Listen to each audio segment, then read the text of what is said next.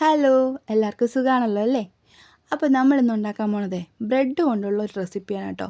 അപ്പോൾ വലിയ സംഭവമൊന്നുമില്ല, നമുക്ക് രാവിലെ ബ്രേക്ക്ഫാസ്റ്റിനോ ഇല്ലെങ്കിൽ വൈകിട്ട് ചായക്കൊപ്പം ഒക്കെ കഴിക്കാൻ പറ്റിയ നല്ലൊരു സ്നാക്കിൻ്റെ റെസിപ്പിയാണ് കേട്ടോ. അപ്പോൾ കുട്ടികൾക്കും വലിയവർക്കും ഒക്കെ ഒരുപോലെ ഇഷ്ടപ്പെടുന്ന രീതിയിൽ നമുക്കിത് എങ്ങനെയാണ് ഉണ്ടാക്കിയെടുക്കുന്നതെന്ന് നോക്കാം.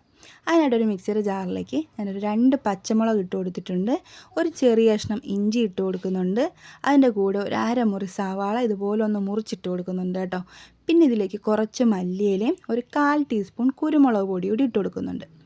അപ്പോൾ ഞാനിവിടെ എടുക്കുന്ന അളവ് ഒരു 8 ബ്രെഡിന് എത്രത്തോളം വേണം നമ്മളെ സാധനങ്ങൾ എന്നുള്ളതാണ് ഞാനിവിടെ കാണിക്കുന്നത് കേട്ടോ. ഞാനിവിടെ ഒരു 8 ബ്രെഡ് എടുത്തിട്ടുണ്ട്. അപ്പോൾ അതിന് കറക്റ്റ് അളവിനുള്ള ഇൻഗ്രീഡിയൻസാണ് ഞാൻ ഈ കാണിക്കുന്നത്. അപ്പം നമുക്ക് അതിൽ കൂടുതൽ ബ്രെഡ് ഉണ്ടെന്നുണ്ടെങ്കിൽ അളവ് കൂട്ടി കൊടുക്കണം കേട്ടോ. അതായത് നമ്മൾ ഈ എടുക്കുന്ന സാധനങ്ങൾ അളവ് കൂട്ടി കൊടുക്കണം. അപ്പോൾ ഇതാ ഇതുപോലെ ഒന്ന് അടിച്ചെടുത്ത് വന്നിട്ടുണ്ട് കേട്ടോ, അരച്ചെടുത്ത് വന്നിട്ടുണ്ട്.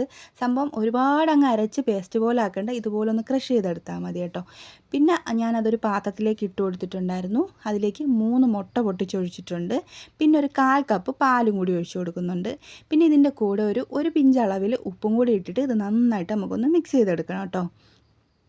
അപ്പോൾ ഈ ഒരു വെട്ടത്തിൻ്റെ പ്രശ്നം നിങ്ങൾക്ക് വരുന്നത് ഇവിടെ നല്ല മഴ പെയ്യുന്നുണ്ട് കേട്ടോ. അപ്പോൾ അതിൻ്റെ ഒരു പ്രശ്നമുണ്ട്. അതാണ് ഇടയ്ക്കിടയ്ക്ക് എന്താ പറയുക, വെട്ടം ഒന്ന് മാറിയും മറിഞ്ഞും നിഴലായിട്ടൊക്കെ നിങ്ങൾക്ക് തോന്നുന്നത് കേട്ടോ. ഒന്ന് അഡ്ജസ്റ്റ് ചെയ്യണേ. അപ്പോൾ അത് നമ്മൾ ആ ഒരു ബാറ്റർ തയ്യാറാക്കി മാറ്റി വെച്ചതിന് ശേഷം നമുക്കിനി ഒരു പാൻ അടുപ്പത്ത് വെച്ച് അതൊന്ന് ചൂടായി വന്നപ്പോൾ അതിലേക്ക് കുറച്ച് നെയ്യ് ഒഴിച്ച് കൊടുക്കുന്നുണ്ട് കേട്ടോ. അപ്പോൾ നിങ്ങളുടെ കയ്യിൽ ബട്ടർ ഉണ്ടെങ്കിൽ ബട്ടർ ഇട്ട് കൊടുത്താലും മതിയേ. ഇനി അതൊന്ന് ചൂടായി വരുമ്പോൾ നമ്മൾ ബ്രെഡ് നമ്മൾ ആ ബാറ്ററിലോട്ടൊന്ന് മുക്കി ഇതുപോലെ ഒന്ന് നിരത്തി കൊടുക്കുന്നുണ്ട്. അപ്പോൾ ഈ ഒരു സമയത്ത് തീ കുറച്ച് തന്നെ വെച്ചേക്കണം കേട്ടോ. ലോ ഫ്ലെയിമിൽ ഇട്ടേക്കണം, ഇല്ലെങ്കിൽ പെട്ടെന്ന് കരിഞ്ഞു പോവും.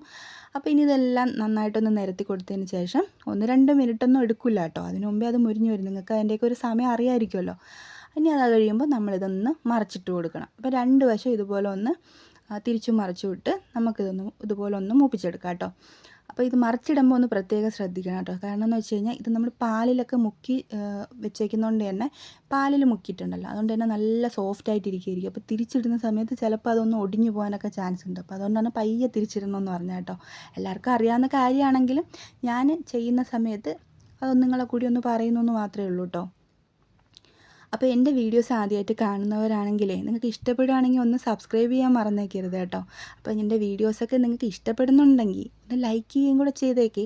എന്തെങ്കിലും അഭിപ്രായം പറയാനുണ്ടെങ്കിൽ അത് കമൻ്റായിട്ടൊന്ന് രേഖപ്പെടുത്താനും മറക്കണ്ട. എന്നാലല്ലേ നമുക്കറിയാൻ പറ്റൂ നിങ്ങൾക്ക് ഇഷ്ടപ്പെട്ടോ ഇല്ലയോ എന്നൊക്കെ നമുക്ക് അറിയണ്ടേ. അതിന് വേണ്ടിയിട്ടാണ് കേട്ടോ. അപ്പം നമ്മുടെ ബ്രെഡ് കൊണ്ടുള്ള റെസിപ്പി ഇവിടെ തയ്യാറായിട്ടുണ്ട്. അടിപൊളി ടേസ്റ്റാണ്. എല്ലാവരും ഒന്ന് ട്രൈ ചെയ്ത് നോക്കാൻ മറക്കരുത് കേട്ടോ. അപ്പോൾ ഓക്കേ.